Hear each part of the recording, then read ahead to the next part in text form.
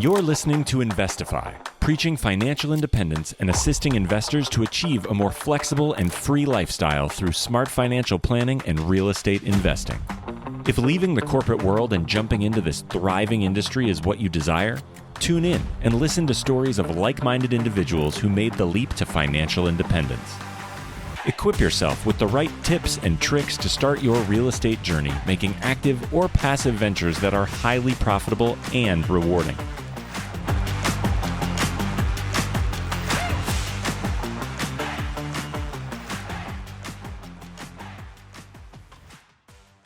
What's going on, everybody? You are listening to Investify. My name is Craig Curlop, a.k.a. The Fi Guy, and I'm here with my co-host, Mr. Chad, the Dad, Rocky. What's up, Chad? Hey, Craig. Not too much. How you doing today? Doing good, man. I'm doing good. We've had some fantastic weather where we're at. I love the change of the season. Obviously, we're recording this in March. It probably won't be released till May, so it'll hopefully already have been warm by this time. But yeah, it feels good to have kind of that first, 60-degree weekend of the year. It brings up the vibes for sure. I hear you. We last weekend we had 18 inches of snow in Denver, which I really like snowstorms. Being from Wisconsin, I hated the long winters with the snow would stick around forever and there was no sunshine. But I love snowstorms, and so that's why I find Denver perfect, because we had literally 18 inches of snow and now it's basically gone 5 days later. I mean, I'm looking into your backyard right now, and I see grass. So Yeah, it's amazing. So that was cool. We got my snowstorm fix on, and then it melted, and now it's 60. And so I hear you, love it. Loving it, man. Yeah, and so one thing that kind of got going on here is we just finished up a small rehab on a place in Denver that we're going to be renting by the room. So excited! It was actually done on budget and in a shorter amount of time than expected, which never happens. So we're excited about that. Excited to get that thing up and going, and I think it'll be a good cash flowing thing. And to counteract that cash flow that we're gaining, I'm also under contract about to buy a subject to property in Coeur d'Alene, which I'm going to lose $1,000 a month on. So, in the reasoning behind that, you may think that's crazy. I wouldn't suggest this for anyone in their first 2 or 3 deals, but when you've got I don't want to say my portfolio is massive, but when you've got enough portfolio and your portfolio can withstand $1,000 a month, sometimes you buy a place just so you can get the appreciation benefits. And so the location is really good on this one. And I ran it every which way. I could cash flow it if I did a sober living house, but I just decided that at this time, I don't want to do that. So going to rent it out, lose a little bit each month, but be okay. And in a few years, I think I'll be very happy about it. That's awesome. Yeah, well, that's super exciting. Congrats. Thanks, man. Yeah. And so speaking about getting deals, we got a machine about to come on the show here by the name of Owen James Lutz. And he is got some inspiration coming your way, starting at a young age, pivoting a whole bunch, and finally landing in a place where he feels most comfortable. And so with that being said, let's bring Mr. Owen James Lutz onto the show. This episode of Investify was brought to you by the FI team, a team of investor-friendly agents that service all 50 states. If you are looking to house hack, to invest, grow your portfolio, and want a true investor-friendly agent on your side, go to thefiteam.com and click Get Started, and we can't wait to have a good conversation with you. Owen James Lutz, welcome to the show, my friend. How you doing today, bro? Oh, man, I'm doing real great. Really happy to be here and hanging out with you guys and getting into the whole kit and caboodle. Yeah, man, we're pumped to have you on, and we're excited to learn a little bit more about who you're all about, what you're all about. And so, why don't you kick us off from, like any good story starts from the beginning. Why don't you kick us off from when you kind of made that mental switch from W-2 to entrepreneur type vibe? Yeah, it was a long time ago. I'm going all the way, but fellas, I'm the youngest of 7 children, born and raised in Atlanta, Georgia.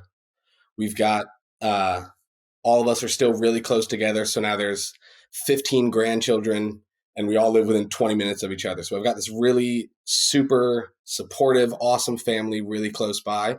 I actually live on the same street as my sister with 3 of her kids. I've got 2 of my own, and we live on the same street with Grammy and one of my brothers. So we've got like a little compound we're building out here. I'm in Peachtree Corners, Georgia, a little outside Atlanta.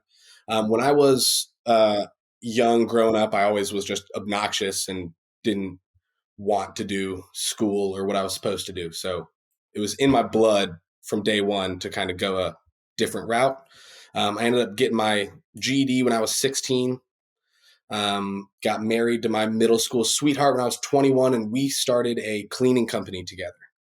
That was after like the initial entrepreneur buzz hit where I was like coming up with crazy ideas for all sorts of stuff. She finally was like, let's just do something legitimate and make some money. So we started a cleaning company and that was my first adventure into entrepreneurship for real. What did your parents think, and maybe your brothers and sisters, about getting a GED instead of finishing high school? Yeah. My oldest brother, he's 18 years older than me. He got his GED first. So he paved the way for everything that happened the way it did. I was at a private Christian school and just was not, I don't know, it's too small of a bowl for me. There was only 70 kids in my class. So I was just the obnoxious kid and was like head and shoulders obnoxious than everybody else, you know? So I called my mom one day during school and said, I'm sick. She came to get me and I said, I'm going to go to the Norcross High School. I'm done with this private school. She didn't want me to do that. So she suggested that I got my GED, and it was natural. Again, super supportive family. They were just like, yeah, you don't need that. Do whatever you want, man. That's amazing. It's amazing to have a family, especially at, maybe 10 years ago or whatever, like before YouTube took off with all this self-education and all that, actually promote a GED. Because I think it's smart, man. I remember like when I was in high school, the kids who got the GED were kind of like the kids that just like couldn't make it. They were kind of, it wasn't the like high energy kids that are going to actually be crazy entrepreneurs. And so I love the kind of traditional almost like upbringing that you had. And I love that, you committed to your wife at age 21. And so how do you get her on board with kind of that same mentality?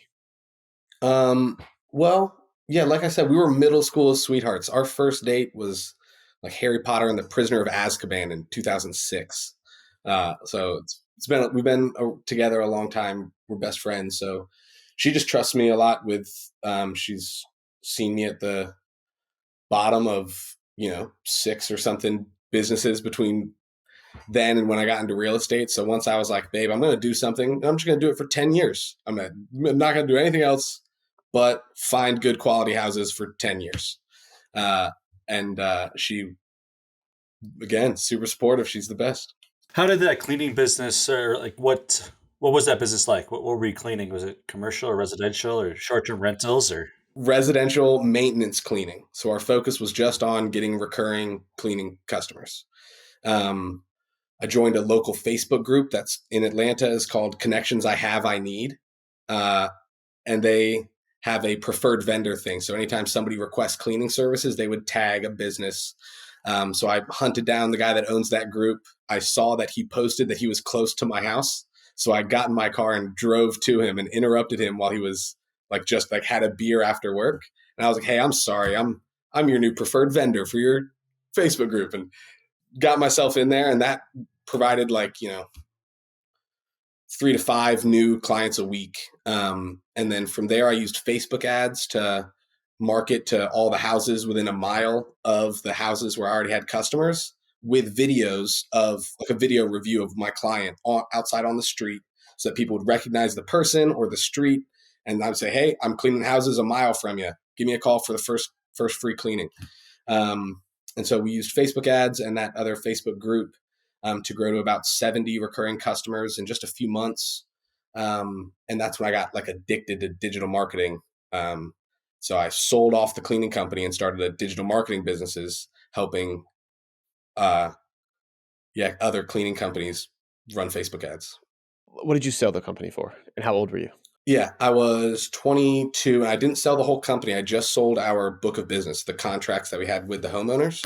Mm-hmm. So I think I made 18,000 on those 70 clients. Not bad. Not bad for a 22-year-old. And so you took that 18,000, and was that your seed money for the next thing? Yeah, a little bit.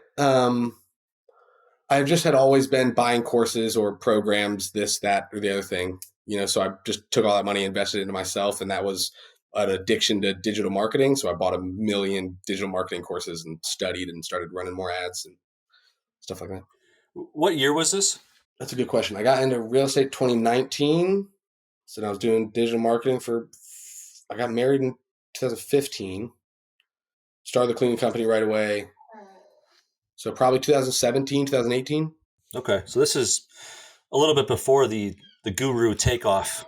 Yeah, no, I was riding the guru wave. It was super fun, man. It was when Russell Brunson and ClickFunnels was just like everywhere, and I got in with the funnel hacking community, made a bunch of friends, and um, man, I'm getting reminded of all these crazy things I've done.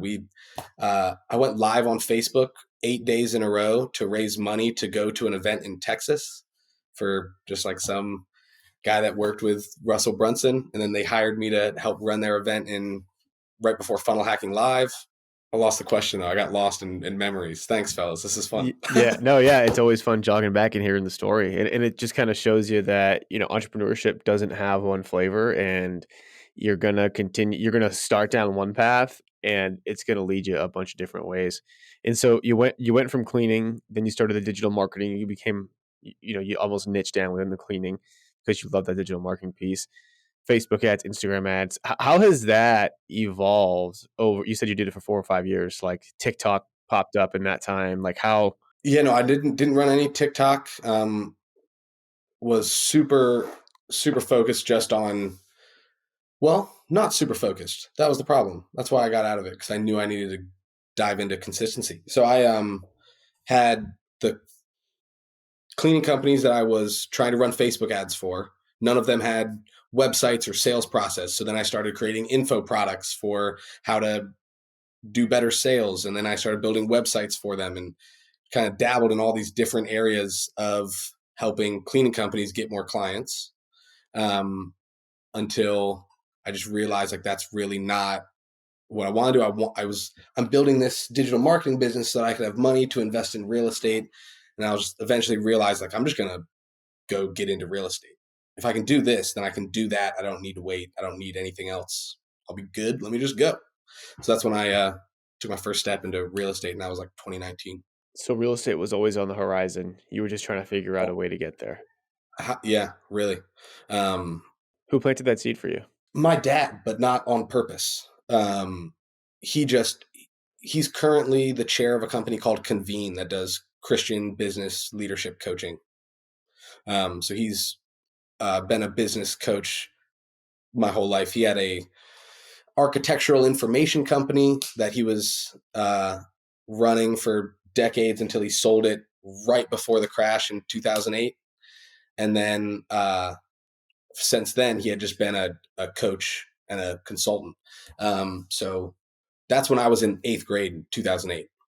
So as an 8th grader, he was doing all this coaching stuff, and I got lucky that that's how he raised me with like all the mistakes I would make. It wasn't like he would get mad or anything, or he would just say, "What'd you do wrong? What are you going to do differently next time?" Just like always coaching, which was awesome. So he just generally, as a productive dude, it just kind of rubbed off on me. But he started giving me books when I was younger, and took me to the driving range and put an audiobook in my hand for Rich Dad, Poor Dad. And that's what did it, I think. Then I was like, I knew there was other options, and now I can see them. I love it. I love it. And so how do you make that transition from digital marketing? Did you sell that business? Did you just liquidate it? Nope, just ended it. I told all my clients, I was like, hey, I'm not doing this anymore. And because I was thinking a bunch about like, okay, what could I package up and get rid of? What could I do that? But I was just like, no, I had a 1-year-old. So I was like, just run faster. Don't worry about that. Just move on. How much money were you making in that business? So I had a pretty good thing going with a company called ZenMade. I was there like internal marketing consultants. So they had a scheduling software for cleaning companies. So any of those people that asked that company for help with marketing, they would send them to me. And those people would come on for $100 a month for an hour a month of just like consulting, or whatever it was. And then a few of those converted. So that was like $4,000 a month just to do one-on-ones with those folks. And then had 2 or 3 recurring Facebook ads clients that already had big enough businesses that they could accept the clients, and they were paying $1,500 a month. And then I had the info products, which I did 3 webinars and made about $15,000 on each webinar over a 6 or 9 month period.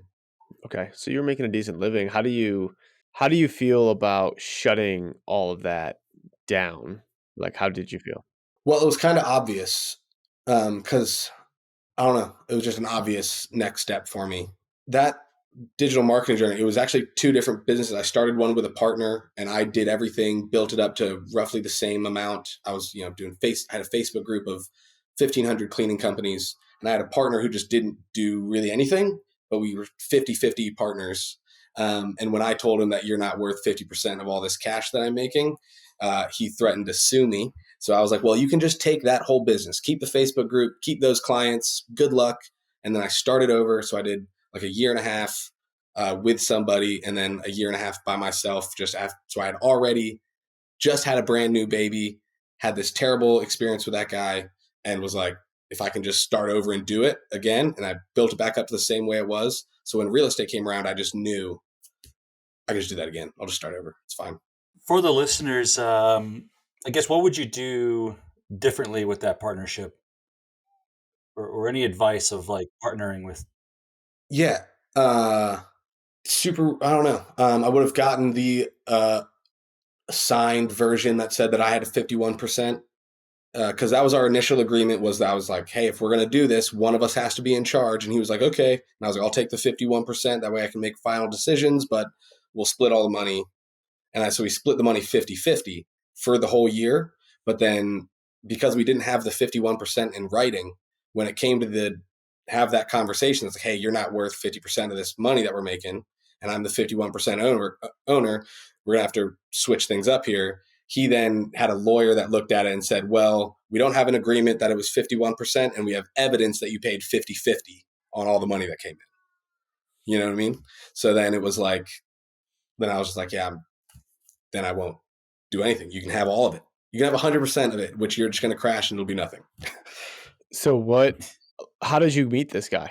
Just through digital marketing. Again, it was like Facebook groups were like this new thing where everybody was in there communicating with each other all the time. So just over 2 or 3 years of asking each other questions and commenting on each other's stuff, eventually we just had a couple of Zoom calls that went really well. He lived close by, so we met up in person. That went really well. And I was like, I think this is going to work. So we started doing it. And I think that having a partner, having the accountability was a huge boost for I'm a huge people person. Just talking to you guys, I'm fired up, just having a good time doing this. So like I just did better because I had someone to bounce ideas off of, and I didn't recognize how little he was really contributing until I was like running the numbers at the end of the year. I was like, oh man, I made all these sales. Really? Yikes. Yeah, it's really tough. Partnerships are really tough. They're like an extreme gamble because you move into them a lot quicker. People say that it's like a marriage, but in a marriage situation, you have to court the woman. You have to, it takes some. I mean, shoot, from middle school to 21, like you were probably together with her for 10 years before you really had to make the commitment. With a partner, it's like met him at a conference. We talk in a Facebook group. Sweet, you live nearby. It's been 3 months. I'm starting this thing. You in or you out, and you don't really know the person yet. And so there's got to be ways though to kind of like, especially if you're younger starting out, how would you maybe have vetted this dude in the future, or like if you had to go back? Yeah, I would have put together a joint venture agreement on smaller pieces of what we were building. I'm not going to say you can have all this thing, but let's say we'll split some money for this specific thing. Get in writing, agree to it. Because just like with wholesaling real estate or all these different deals that can get put together in a million different ways, joint ventures are very common in real estate. To just find someone that you don't even know, but just for the sake of that deal, You put together the agreement, you do that, and it works. And it's way more about the commitment from each other that it's going to be a agreement than it is about the signature. It's like you can get the signature, but like you're very rarely ever going to go to a court thing with the actual signature. You guys usually will figure out a way to work it out. So if you do smaller agreements, that would be my advice. With that guy, I would say, hey, let's do a 3-month thing that you can, if you make sales from these leads that I bring in, then we'll put together something a little bit more in depth. It's kind of where I would be going. And have the confidence to do that when you're just getting started. So hard. Yeah, I love the idea of kind of a test period or a trial period. A lot of employers do that too. I don't know if you've ever seen that, where someone's got like a 90-day test trial, and we're gonna evaluate in 90 days, and is it a plus or a minus? And if not, you just go your own way. And if so, I love that idea. And so for those that are starting, if you are unsure of your partner, don't go all in at first. Do a little test period with either a smaller deal with just 1 or 2 deals or whatever. So that's great, Owen. Okay, so now let's transition over to the juicy stuff, real estate. So how'd you make that transition? What were the first steps that you did from there? Totally. So the very first thing was a huge mental pivot into fatherhood and prioritizing. So before I had my first kid, so many possible things that I cradled like a baby. My business, I protected each little piece of my business like it was the most important thing. Had a baby, and I was like, oh, that's the most important thing. Everything else now just fell in line, which helped me realize, okay, if you're going to do real estate, go do real estate. Then after making that switch, once you make the decision in your mind, then you can recognize the yellow car. If you're driving down the street, you don't notice the yellow cars unless you're talking about yellow cars. Then you see every one. So you make the decision. And then that's when I was on Facebook that night and saw 2 guys that I knew for a long time that were real estate agents since they were about 18. They were 2 or 3 years younger than me, but him and his brother. And they said, we are growing our residential flipping business. We're looking for our first hire. And I was like, you guys are awesome. I'm awesome. Give me an interview. It's done. So I went in and met with them, and I was their acquisitions manager. And they had done 12 deals. First year we did 24 together. And then the next year we did 77, and then like 120. Now they're kind of on that pace still. Dang. So what was your role within this flipping business? So it was like a intrapreneur. They were doing all the deals, but really didn't know a ton about systems and business development, I guess. So when we first got in there, it was, just the 3 of us in a room going back and forth about every detail of finding and flipping residential real estate. Did you, learning, I guess, from the partnership of the last one, was this set up, how was it structured? Well, so they put all that stuff together. They just said, you're going to be an acquisitions manager. We'll give you, I can't remember what we agreed. I think it was $2,000 per acquisition and 5% of the profit on the deal. And I was just like, any start's a good start. So let me get into real estate, actually making money. So I started there, and then that changed a bunch of times over the years. But I think I was with them for 2.5 years. How did you, being an acquisitions manager, what was your day to day? How did you acquire? Yeah, totally. So I was start to finish on every deal. I'd cold call all day. I was making 1,500 calls when I first started, I was making 1,500 calls by noon on Mojo, and then would follow up with any leads. And then we'd have like little times in there where we'd talk about the different lists that we're pulling or areas that we're looking into and stuff like that. Was that 1,500 calls a week or a day? A day by noon. They said by noon. Wow. 8 That's insane. 8 a.m. I start dialing, and you just get a triple line dialer, figure out the shortest amount of intervals you can get in between calls, and just start going. So I would make on Mojo. Yes, I think that's what I was doing. 1,500 calls a day, and then I would do whatever follow-ups I had.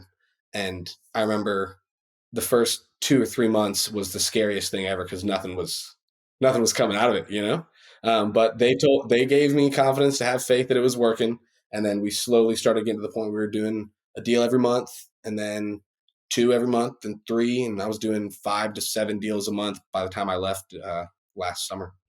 That's crazy, man. And so 1,500 dials a day. How do you even have enough by noon? How do you even have enough time for a conversation in there? Are you just like, Well, it was just super short. I guess just my ability to connect, I was able to just very quickly find out and tell if this person's worth talking to again or not. So I would just call them and say, "Hey, calling about the house. You ever thought about selling it?" And if they said yes or maybe, I would ask 1 or 2 more questions. And if it rang a bell and I pulled it up on Zillow and it looked good, I'd dive in.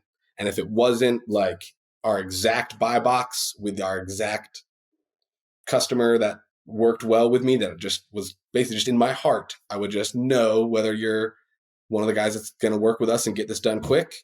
And I just got good at just picking those people out and ignoring the rest.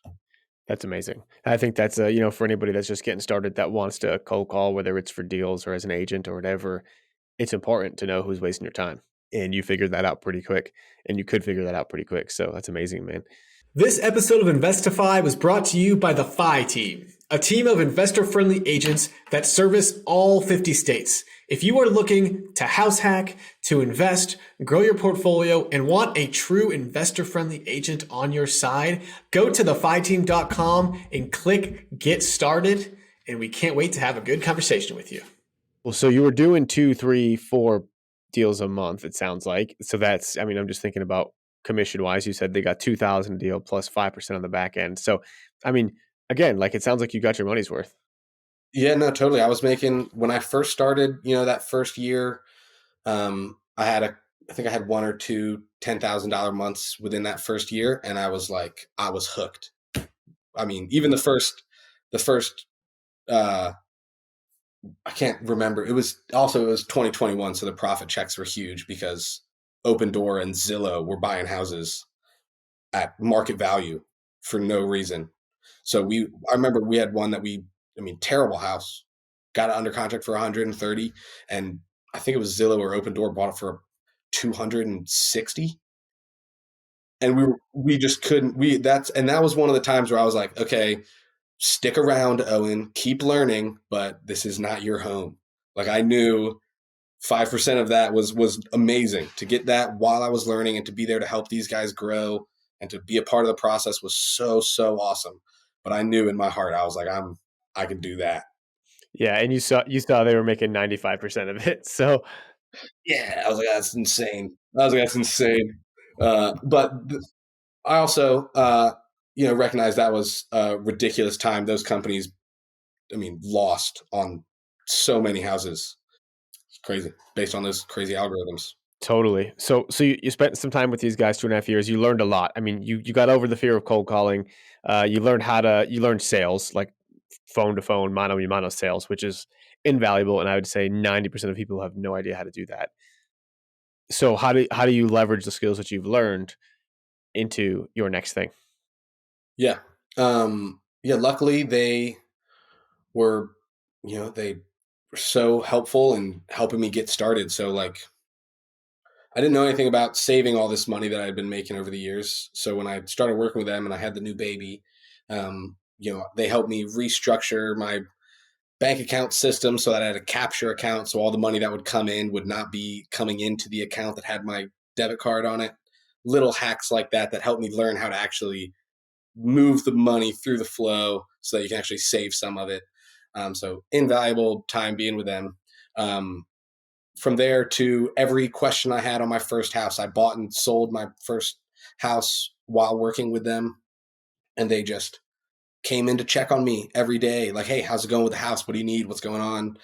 So they were so helpful. Yeah, I wanted to talk about your transition from going into that company as to then doing the next thing. But it sounds like we may need to stick with the company for a second because you did your first deal while still there for yourself. Yeah.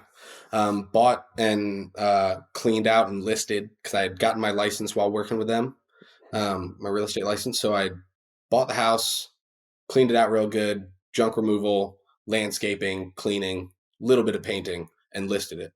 Real quick, we're going to go into deep on this one. It's your first deal. And so we call this, Chad, you know what time it is? I sure do. It's time for the for real deal. This is the first deal that you buy, Owen, that makes you kind of more like an investor. And so tell us about it. How did you find it? How much did you buy it for? What did you do? If was it a flip, whatever, just spill in all the details. Yeah, man. Stone Mountain, Georgia. A wholesaler sent it to me. Well, actually, he didn't send it to me. I just saw it posted in a Facebook group, and then lucky enough that I saw that it was posted like 3 minutes after so I saw it 3 minutes after it was posted. So I called him right away, and I was like, "Hey, man, I'm on my way to that house. Give me the actual address. I'm already driving towards Stone Mountain, so give it to me. I'll be there soon.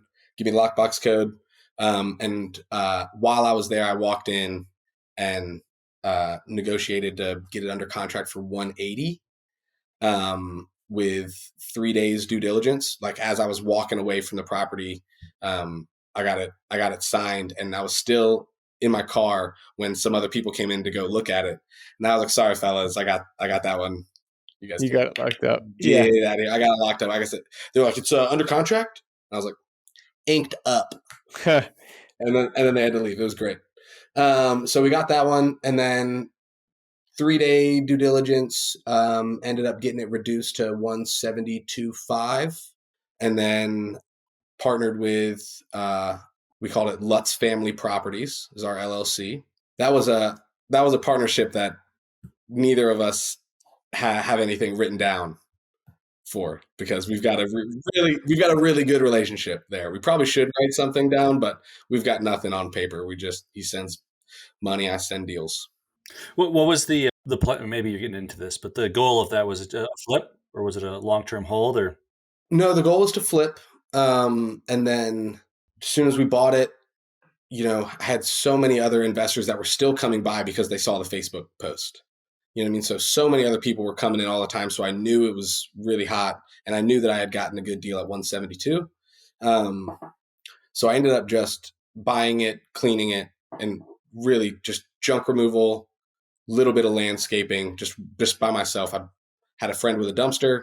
I got my wife's cousin and some other kid to come help me for lunch, and we trashed all the stuff, took a weed whacker to everything else. And my wife and I painted a room, but it was like not worth doing. Didn't need to do that, but we did it ourselves. And then I think I had it listed in like 18 days after we bought it. And then once it was on the market, I went through 3 or 4 contracts and got earnest money on 3 of them after they fell through. Just hard negotiating, just not letting them get away with it. And then we finally had one guy who gave us a good price and no due diligence, so we sold it. When you say, what does that mean? Like you had them give you earnest money, but like they were they were in breach of the contract? Explain that. Yeah. I can't remember the specific details of each one, but I'm pretty sure all 3 were just due diligence ended, and then they called me a day or 2 later and tried to either get a reduction or said they wanted out. And I said, "That's fine by me. I'll take that money, and you guys can have a great rest of your day. Are you guys looking to buy other stuff?" Kept the conversation going, kept them in my CRM to push them other houses in the future. Sounds like they need a new agent. I don't know why. Yeah, 100%. I think all of them need new agents, which I actually told them, "You don't need an agent at all. Let me just send you houses you can buy." Yeah, I think that's like, it's kind of insane that, I mean, it's good on you, right? But I'm just like, how the heck do people come and like, do they just made the earnest money hard? Yeah. Well, I mean, they just sent it to the attorney, and I just called the attorney and said, "Hey, they're out of contract. They got to send that money to me." They said, "Yep." And I think I got $7,000 or $8,000 in earnest money before we even sold the house. Sheesh. Yeah. So I mean, that is an important, like, for buyers that are new, right? Like that is the importance of, there's like all this stuff with the NAR ruling and all that, where like agents' value is coming in question. Like I think that's a way we're just be like, hey, at least I could let you know, if you don't go through this deal to earn this money, you're not going to have that anymore, right? Because some people just don't even know that. But anyway, okay, awesome, man. So what did you end up selling it for? I believe it was $199, and $199, and they came down on the agent commission. And the guy that bought it, the agent that ended up buying it, and her husband, actually partnered with me on another deal later where they helped me with my first big renovation where we did actually put $60,000 into a house. So wow. So getting a connection, making 20 grand or so on the house, maybe after the realtor commission and the the stuff that you put into it. But that sounds like actually it was 14,640 at the end of the day. I got it on my little deal board, first one. That's amazing, man. Well, so and that's just it, man, right? And you get it from just kind of having as many deals as possible across your desk. And the crazy thing is you were making 1,500 calls a day, and it wasn't even from a phone call; it was from a Facebook group, right? And so it just shows you where you don't really know where the deal's coming from. Well, I also had a real good relationship with the Phillips brothers who I was working with, and I didn't want to step on their toes by any means. So I didn't, start doing any cold calling on my own. I figured you guys pay me for that skill set. I'll give it to you while I'm working for you, So just kind of had to find other options. So I was cruising those groups every day while I was dialing, just waiting for the right one. And when I saw it, I was like, all right, fellas, I'm going to look at a house. And they said, have fun. Let me roll. That's awesome. So where did you go from there? How did you grow and scale? Yeah. After that, I think it was only another 3 months after that one closed that decided to part ways with the Phillips brothers and go all in. We had a huge tree destroy my house in 2022. So the timing was crazy that I went for it even before we moved back into our house because we were in this crazy insurance battle, but just knew that I needed to do what I got to do. I think you mentioned this. You were with them until last summer. Is that correct? Yeah, it was July. So you parted ways. Yeah, started everything on my own. And was your main goal or was to flip for yourself? Was that the? Yeah. Main goal was to buy and sell residential real estate. I read Think and Grow Rich years ago, so I've always got a very specific goal. Currently, sorry to keep you waiting a bit, but currently it's by May 27th, 2031, I'll have a net worth of $10 million in exchange for the marketing of my personal services and the acquisition and disposition of real estate. So I'm going to do that. Amazing, dude. I love that. I love how clear that is. You don't really hear that much where you've got an exact date and exactly what you want and how to get there. My question for you here is, again, I want to talk about the transition because a lot of people listening are in a transition or want to be in a transition. How do you know? How do you know when it's time to switch from this good thing? You're getting mentorship, you're getting some money coming in to now do it on your own. Yeah, no, I don't think you do. You just have every conversation that might help you know. You just ask as much as you can. So with the Phillips brothers, I knew that they kind of expected me to go off eventually. So when it came time, they were just like, kind of helped me. They actually kind of pushed me out of the nest a little bit. They were like, you should go do this. You're ready. So that was really cool. And they just said, we'll still buy some of your deals. We'll answer all your questions. Just, I think you're ready. So I did it. And then they restructured their whole business after that because I was bringing in 50% of their deals for 2 years. And then they finally found a couple other avenues so that once that was down to about 20%, they were like, we're paying this guy too much. Because we had increased how much I was getting paid over the time. So I think that they were like, okay, I think we can do just about the same without paying Owen all that money. And so they wanted to do that, which worked out. It's great. Awesome. And so now it's July 2023. You're on your own now. What are the next steps that you're taking, and what are you doing? Yeah, next steps are routinely ignore 95% of what I want to do. That's my big next step. Is I've got 100 things I want to do, immediately delete 80%, look at the 20% that's actually seems like it's the best idea, and then do it again and pick 5 things that are actually going to matter. And then do it again. Just do one thing.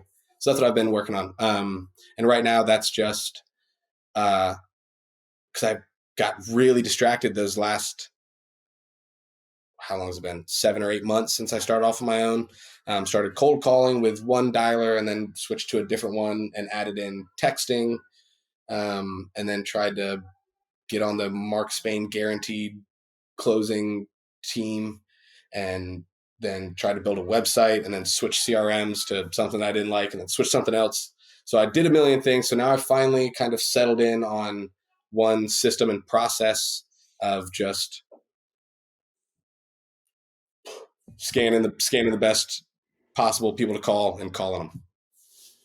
So you're mainly still doing acquisitions, and then have you built out like a contracting team? Well, I've got a one contractor who's done the last 2 with me, named Carlos, who's I'm going to hopefully use Carlos forever. He's the man. He'll just say, no problem. No matter what you say, no matter what comes up, it's no problem. And that's the kind of guy I like. It's awesome. And so you're doing all these, this acquisition stuff. And are you mainly just flipping now, or are you also wholesaling? Also wholesaling, actually mostly wholesaling over the last few months. Again, been overwhelmed myself with all the different things that I could do. And so taking those, and the Phillips brothers ingrained in my head something they said, a quick nickel's better than a slow dime. So while I was in this crazy stage of my life, I've got a 4-year-old and a 2.5-year-old, and we just moved back into our house after a year and a half of dealing with insurance. The tree left a huge hole in the house and everything got moldy. So we lost everything we owned a year and a half ago. And I've been just trying to get by. And so so I've actually got a buddy of mine who's been helping me find buyers for these properties that I've been looking at. And so I'm just, again, trying to stay narrow-minded, crazy focused on acquisitions, be the best deal finder in the world, and taking smaller bits of the pie just to be able to focus. And I've been doing it all on basically 30 hours a week, mostly because I'm just loving spending time with the kids, man. Amazing, man. That's great. And so, if you had a percentage, what percentage of your business would be flipping? What percentage would be wholesaling right now? 20% flipping, 80% wholesaling. And where do you see the market headed? Well, it's an election year, so they've been getting crazier and crazier recently. So I really have no clue what's about to happen. But Fed said interest rates might come down a little bit. If that's the case, we're going to go up fast. Otherwise, we will go up slowly. That's what I'm seeing. Gotcha. Love it. I would say something similar. Chad, what you got? How many wholesale deals do you think you do in a month? Right now, I'm doing about 3, 4. Okay. Awesome. Is that, and are you comfortable at that level, or would you like to do more? No, we're going up. You're going north. We're going upwards. Yeah, we're going north. What's your plan for that?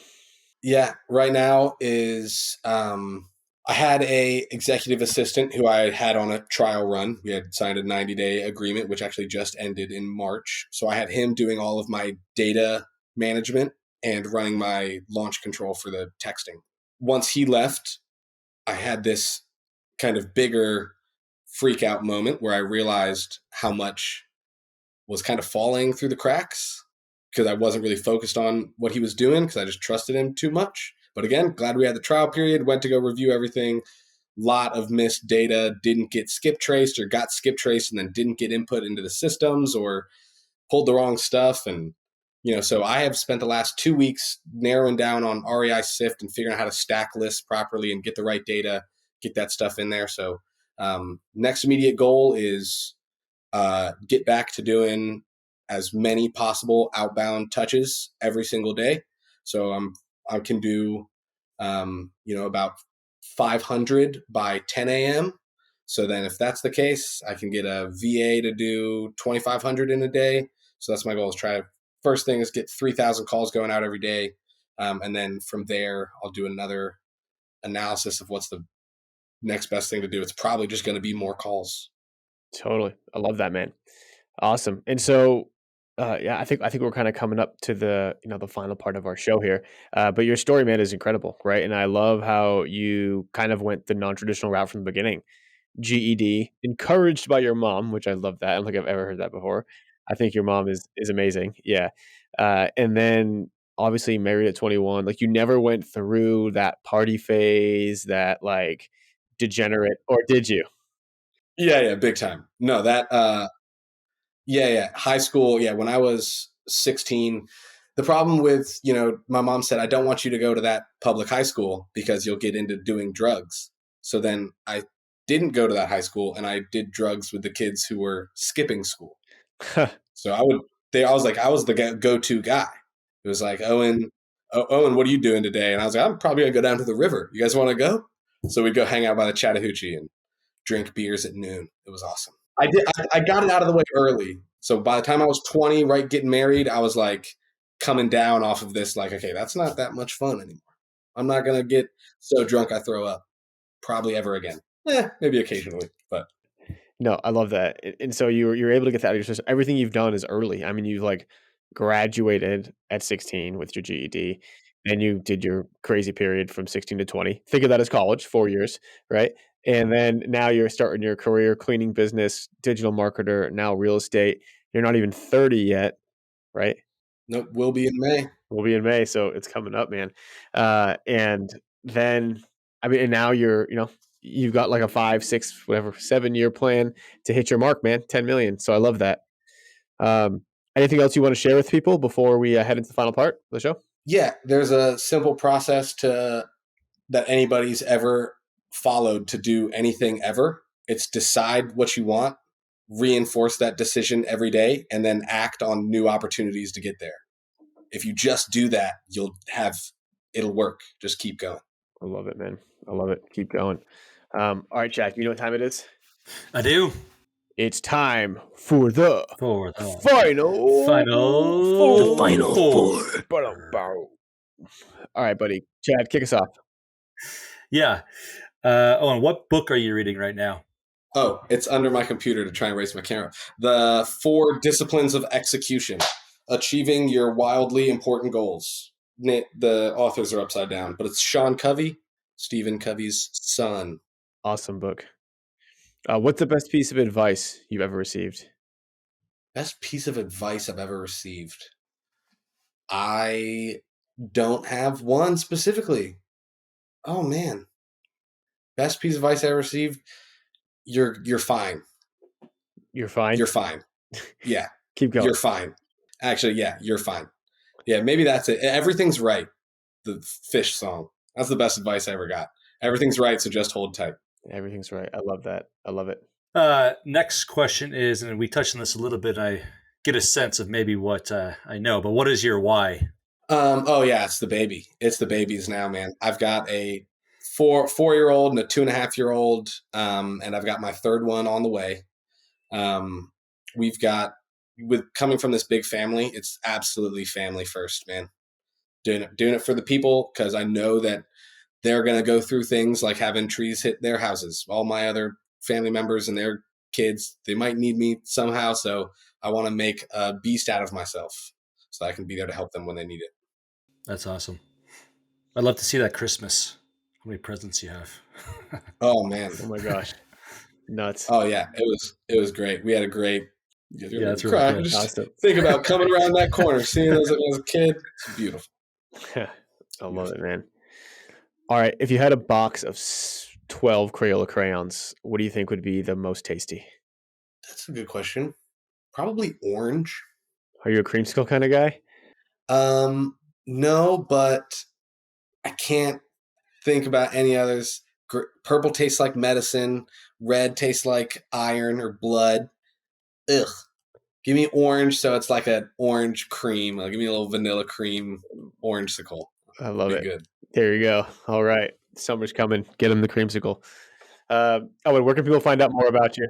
Yeah, you can call me anytime. But check out my Instagram at Owen James Lutz. I don't really post all the time, but you can at least look at who I am. Find me on Facebook, Owen James Lutz, and go watch my Facebook Lives from 2016 to 2019. Those are ridiculous. I was so obnoxious. It's amazing.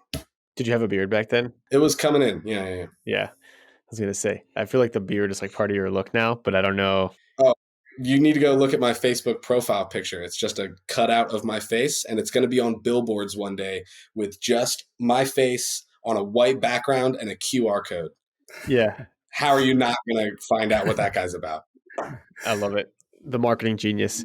Awesome, Owen. Well, hey, thanks so much for coming on, bro. Super appreciate you spending your time. And again, love hearing your story, love hearing where you're at, and excited to see where you're going to go. So, yeah, man, we'll talk soon.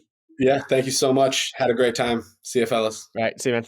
And that was Owen James Lutz. Chad, what'd you think of Owen? He's a hustler. He's making, 1,500 dials in a morning is insane.